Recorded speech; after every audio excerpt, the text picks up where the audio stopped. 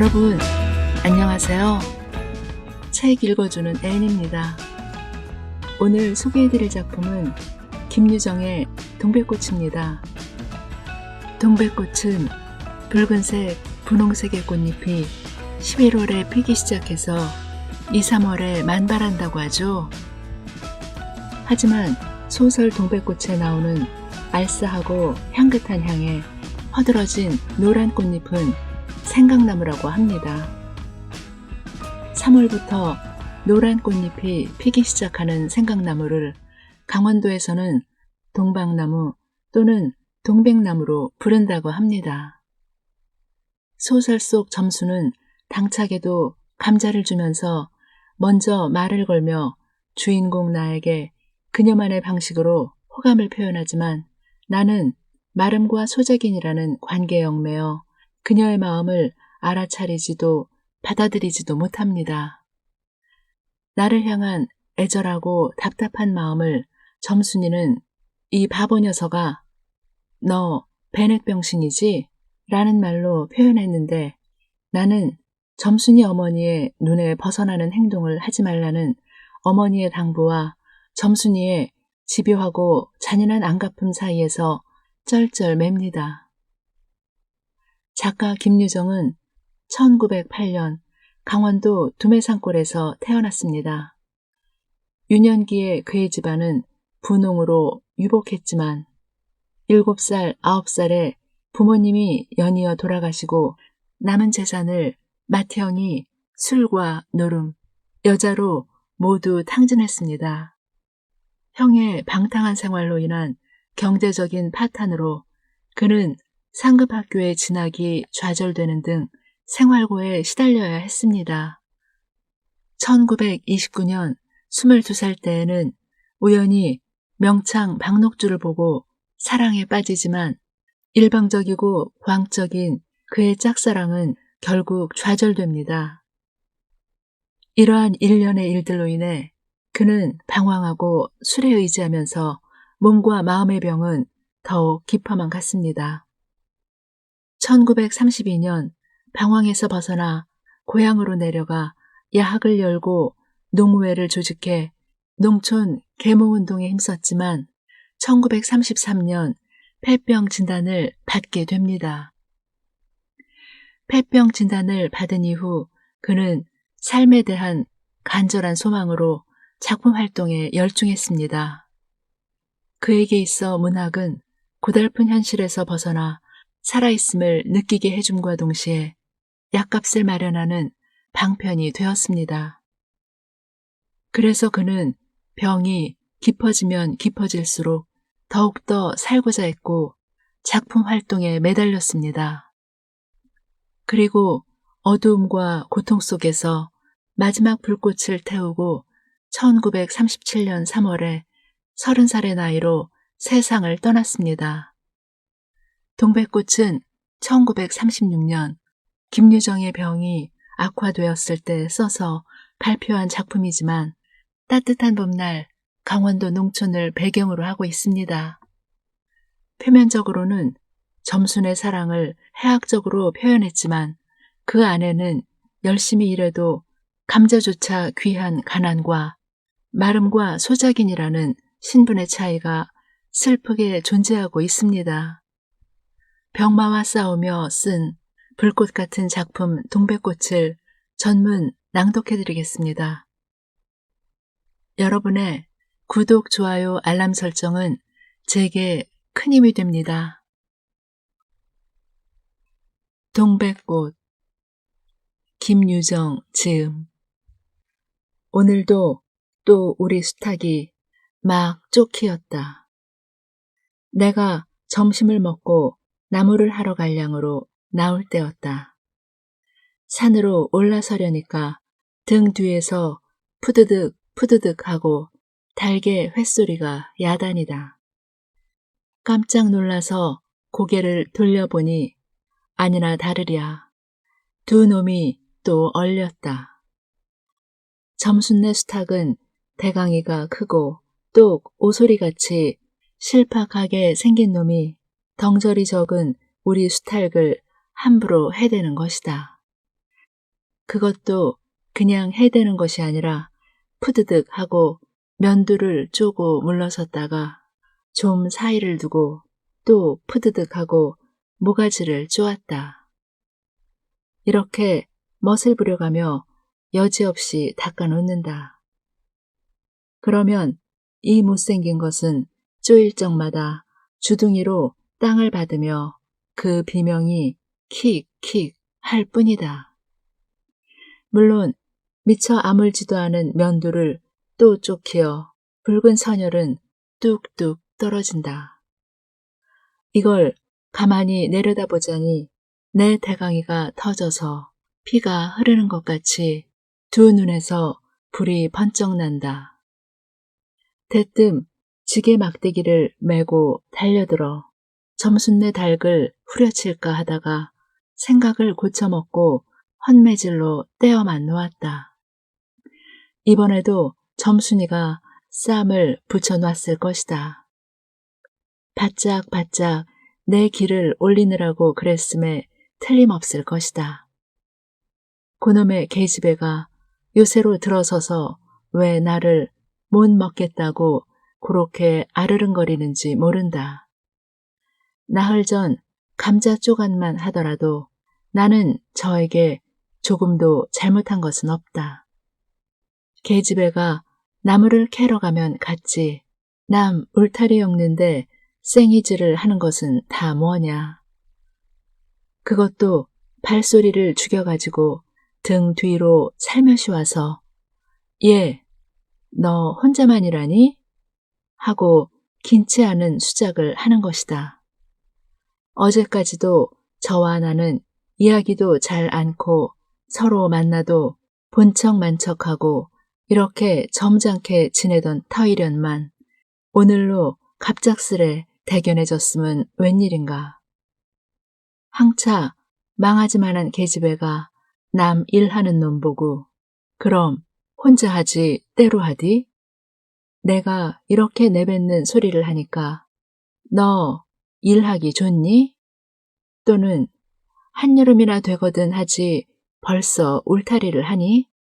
잔소리를 두루 늘어놓다가 남이 들을까봐 손으로 입을 틀어막고는 그 속에서 깔깔댄다.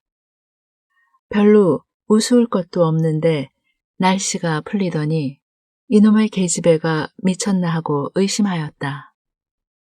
게다가 조금 뒤에는 즈 집게를 할금할금 돌아다 보더니 행주치마에 속으로 꼈던 바른 손을 뽑아서 나의 턱 밑으로 불쑥 내미는 것이다.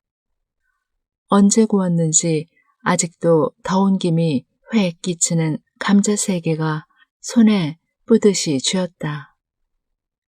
네 집엔 이거 없지? 하고 생색 있는 큰 소리를 하고는 제가 준 것을 남이 알면 큰일 날 테니 여기서 얼른 먹어버리란다. 그리고 또 하는 소리가 너 봄감자가 맛있단다. 난 감자 안 먹는다. 니나 먹어라.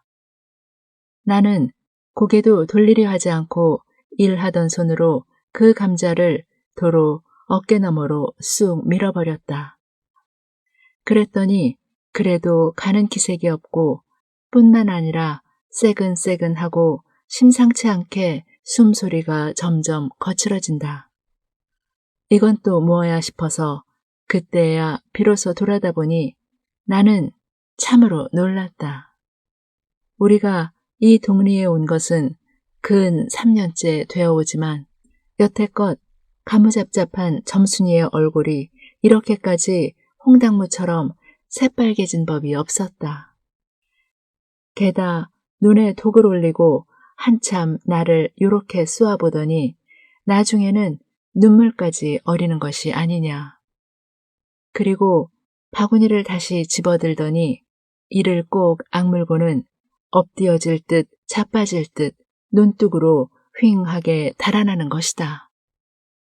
어쩌다 동리 어른이 너 얼른 시집을 가야지 하고 웃으면 염려 마셔유. 갈 때 되면 어련히 갈라고. 이렇게 천연덕스레 받는 점순이었다. 본시 부끄럼을 타는 계집애도 아니거니와 또한 분하다고 눈에 눈물을 보일 얼병이도 아니다. 분하면 차라리 나의 등어리를 보근이로 한번 모지게 후려 세리고 달아날지언정. 그런데 고약한 그 꼴을 하고 가더니 그 뒤로는 나를 보면 잡아먹으려고 기를 복복 쓰는 것이다. 서로 주는 감자를 안 받아 먹은 것이 실례라 하면 주면 그냥 주었지 네 집엔 이거 없지는 다 뭐냐. 그렇잖아도 저희는 마름이고 우리는 그 손에서 배제를 얻어 땅을 붙임으로 일상 굽실거린다. 우리가 이 마을에 처음 들어와 집이 없어서 곤란으로 지낼 때 집터를 빌리고 그 위에 집을 또 짓도록 마련해 준 것도 점순네 호의였다.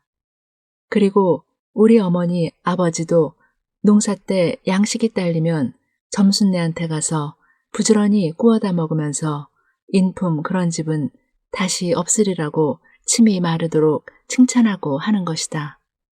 그러면서도 17씩이나 된 것들이 수근수근하고 붙어다니면 동리의 소문이 사납다고 주의를 시켜준 것도 또 어머니였다. 왜냐하면 내가 점순이하고 일을 저질렀다가는 점순내가 노할 것이고 그러면 우리는 땅도 떨어지고 집도 내쫓기고 하지 않으면 안 되는 까닭이었다. 그런데 이놈의 계집애가 까닭 없이 기를 복복 쓰며 나를 말려 죽이려고 드는 것이다. 눈물을 흘리고 간 그 다음날 저녁나절이었다. 나무를 한 짐 잔뜩 지고 산을 내려오려니까 어디서 닭이 죽는 소리를 친다. 이거 누이 집에서 닭을 잡나 하고 점순네 울 뒤로 돌아오다가 나는 그만 두 눈이 둥그레졌다. 점순이가 저희 집 봉당에 홀로 걸터 앉았는데 이게 치마 앞에다 우리 씨암탉을 꼭 붙들어 놓고는 이놈의 닭 죽어라 죽어라 요렇게 안팡스레 패주는 것이 아닌가. 그것도 대가리나 치면 모른다마는 아주 알도 못 낳으라고 그 볼기짝개를 주먹으로 콕콕 쥐어박는 것이다. 나는 눈에 쌍심지가 오르고 사지가 부르르 떨렸으나 사방을 한번 휘돌아보고 그제야 점순이 집에 아무도 없음을 알았다. 차분참 지게 막대기를 들어 울타리에 중턱을 후려치며 이놈의 계집애 남의 닭 알 못 낳으라고 그러니? 하고 소리를 빽 질렀다. 그러나 점순이는 조금도 놀라는 기색이 없고 그대로 의젓이 앉아서 제 닭 가지고 하듯이 또 죽어라 죽어라 하고 패는 것이다. 이걸 보면 내가 산에서 내려올 때를 겨냥해가지고 미리부터 닭을 잡아가지고 있다가 내 보란 듯이 내 앞에 쥐지르고 있음이 확실하다. 그러나 나는 그렇다고 남의 집에 튀어들어가 계집애하고 싸울 수도 없는 노릇이고 형편이 썩 불리함을 알았다. 그래 닭이 맞을 적마다 지게 막대기로 울타리나 후려칠 수밖에 별 도리가 없다. 왜냐하면 울타리를 치면 칠수록 울섭이 물러앉으며 뼈대만 남기 때문이다. 허나 아무리 생각하여도 나만 믿지는 노릇이다. 이년아, 남의 닭 아주 죽일 터이냐? 내가 도끼 눈을 뜨고 다시 꽤 호령을 하니까 그제야 울타리께로 쪼르르 오더니 울 밖에 섰는 나의 머리를 겨누고 닭을 내팽개친다. 에이, 더럽다, 더럽다. 더러운 걸 널더러 입대 끼고 있으랬니? 망할 계집애년 같으니 하고 나도 더럽단 듯이 울타리깨를 휑하게 돌아내리며 약이 오를 대로 다 올랐다. 라고 하는 것은 암탉이 풍기는 서슬에 나의 이맛배기에다 물지똥을 찍 깔겼는데 그걸 본다면 알집만 터졌을 뿐 아니라 골병은 단단히 든 싶었다. 그리고 나의 등 뒤를 향하여 나에게만 들릴 듯 말 듯한 음성으로 이 바보 녀석아, 예, 너 베넬병신이지? 그만도 좋으련만. 예, 너 네 아버지가 고자라지? 뭐?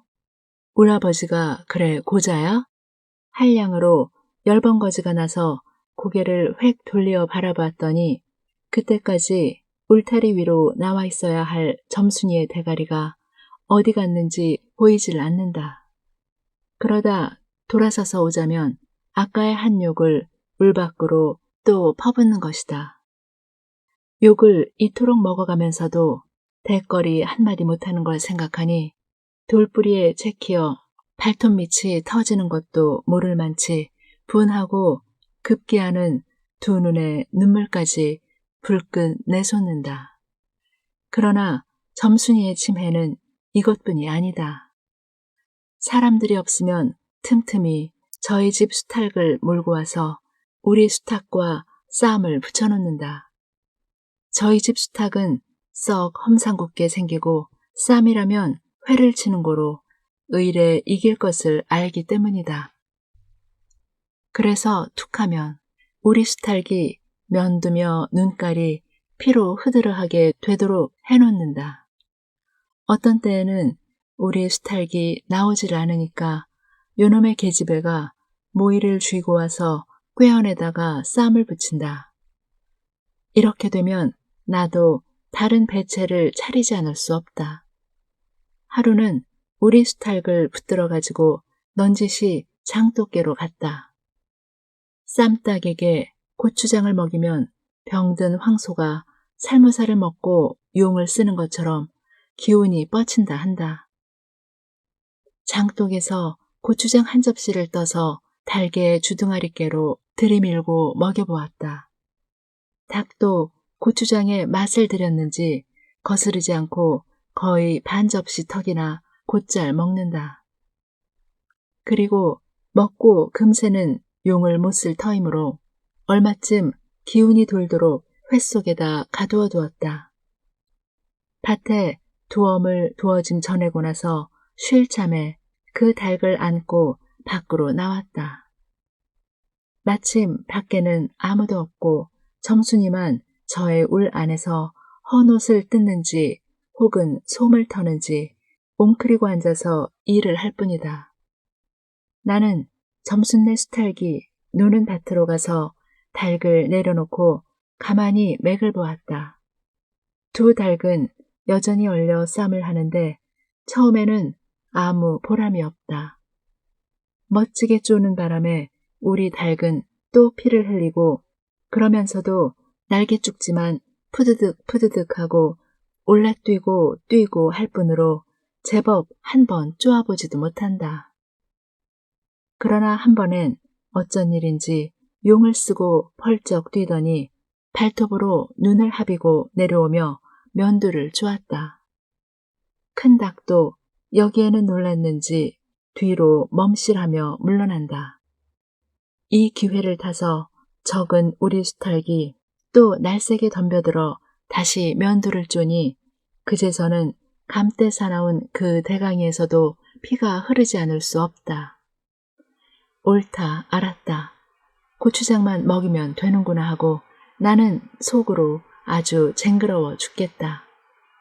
그때는 뜻밖의 내가 닭쌈을 붙여놓는데 놀라서 울 밖으로 내다보고 섰던 점순이도 입맛이 쓴지 살을 찌푸렸다. 나는 두 손으로 볼기짝을 두드리며 연팡 잘한다 잘한다 하고 신이 머리끝까지 뻗쳤다. 그러나 얼마 되지 않아서 나는 넋이 풀려 기둥같이 묵묵히 서 있게 되었다. 왜냐면 큰 닭이 한 번 쪼인 안가풀이로 허들갑슬에 연거푸 쪼는 서슬에 우리 수탉은 찔끔 못하고 막 고른다. 이걸 보고서 이번에는 점순이가 깔깔거리고 되도록 이쪽으로 많이 들으라고 웃는 것이다. 나는 보다 못하여 덤벼들어서 우리 수탉을 붙들어 가지고 도로 집으로 들어왔다. 고추장을 좀 더 먹였더라면 좋았을걸. 너무 급하게 쌈을 붙인 것이 퍽 후회가 난다. 장독깨로 돌아와서 다시 턱 밑에 고추장을 들여댔다. 흥분으로 말미암아 그런지 당최 먹질 않는다. 나는 할 일 없이 닭을 반드시 눕히고 그 입에다 관련 물주리를 물렸다. 그리고 고추장물을 타서 그 구멍으로 조금씩 들이부었다. 닭은 좀 괴로운지 킥킥 하고 재채기를 하는 모양이나 그러나 당장의 괴로움은 매일같이 피를 흘리는데 될 게 아니라 생각하였다.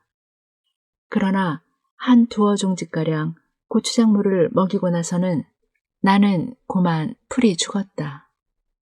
싱싱하던 닭이 왜 그런지 고개를 살며시 뒤틀고는 소나귀에서 뻗어지는 것이 아닌가.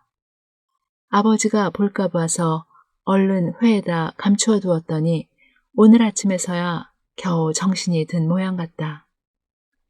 그랬던 걸 이렇게 오다 보니까 또 쌈을 붙여놨으니 이 망한 계집애가 필연 우리 집에 아무도 없는 틈을 타서 제가 들어와 회에서 꺼내가지고 나간 것이 분명하다. 나는 다시 닭을 잡아다 가두고 염려는 스러우나 그렇다고 산으로 나무를 하러 가지 않을 수도 없는 형편이었다.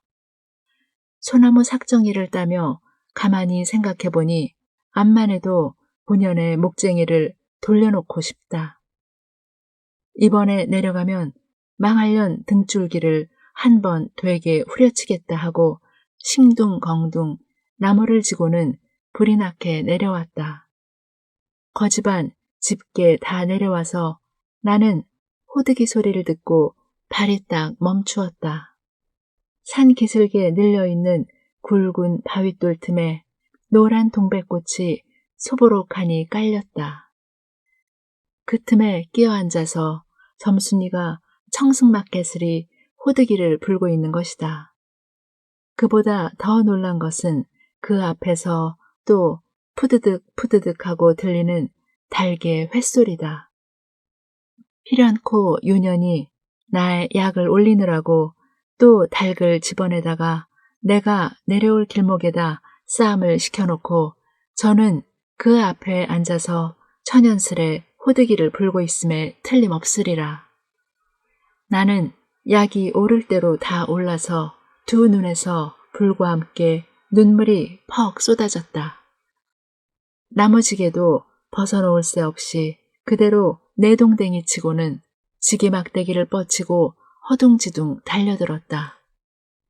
가차히 와보니 과연 나의 짐작대로 우리 수탉이 피를 흘리고 거의 빈사지경에 이르렀다. 닭도 닭이려니와 그러함에도 불구하고 눈 하나 깜짝없이 그대로 앉아서 호드기만 부는 그 꼴에 더욱 치가 떨린다. 동리에서도 소문이 났거니와 나도 한때는 걱실걱실 일 잘하고 얼굴 예쁜 계집애인 줄 알았더니 시방 보니까 그 눈깔이 꼭 여우새끼 같다.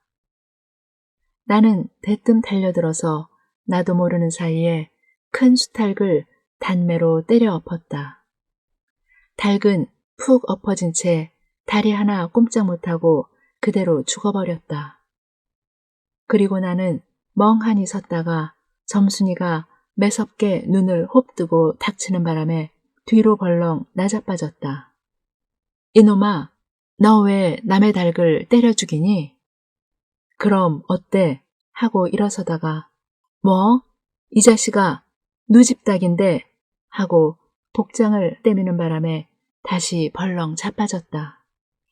그러고 나서 가만히 생각을 하니 분하기도 하고 무안도스럽고 또 한편 일을 저질렀으니 인젠 땅이 떨어지고 집도 내쫓기고 해야 될는지 모른다.